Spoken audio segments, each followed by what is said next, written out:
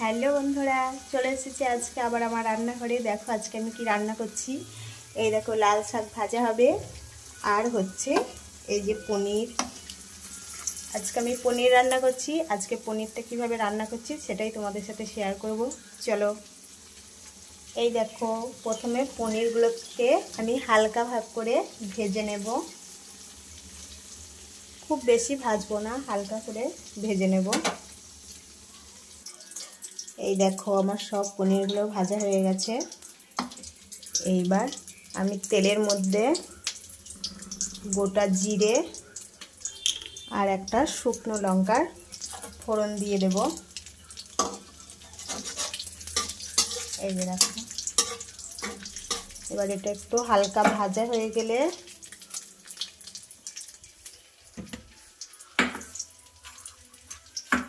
এর মধ্যে টমেটো কুচি দিয়ে দেবো।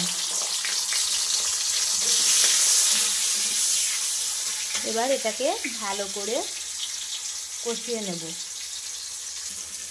এই দেখো টমেটোটা ভালোভাবে কষানো হয়ে গেছে।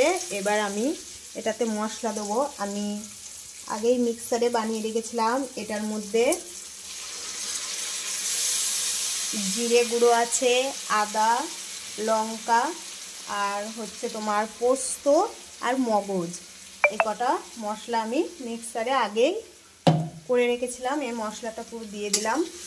এবার এই মশলাটা দিয়ে আমি ভালোভাবে আবার কষিয়ে নেব।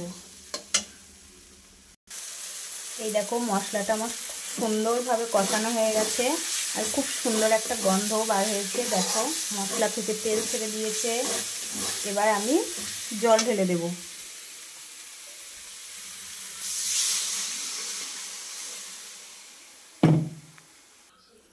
এই দেখো আমি আমার পরিমাণ মতো জল ঢেলে দিয়েছি। এবার এতে একটু অল্প চিনি দেব, সেটা তোমাদের নিজের স্বাদ মতো দেবে। তারপর হলুদ দিলাম, যে লবণ দিলাম। এবার ঢাকনা দিয়ে বেশ কিছুক্ষণ ঢাকা থাকবে। এই দেখো ঝোলটা কেমন ফুটে উঠেছে। এবার আমি পনিরগুলো দিয়ে দেব।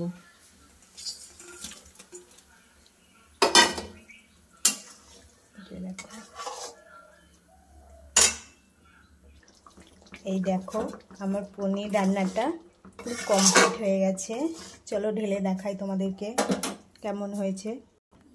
এই দেখো কেমন সুন্দর হয়েছে বন্ধুরা, আমার পনিরটা খুব সুন্দর হয়েছে। আর ঝোলটাও দেখো খুব গাঢ় হয়েছে, একদম অনুষ্ঠান বাড়ির মতো হয়েছে। চলো তোমরা কে কে এইভাবে পনির খেতে ভালোবাসো কমেন্টে জানিও।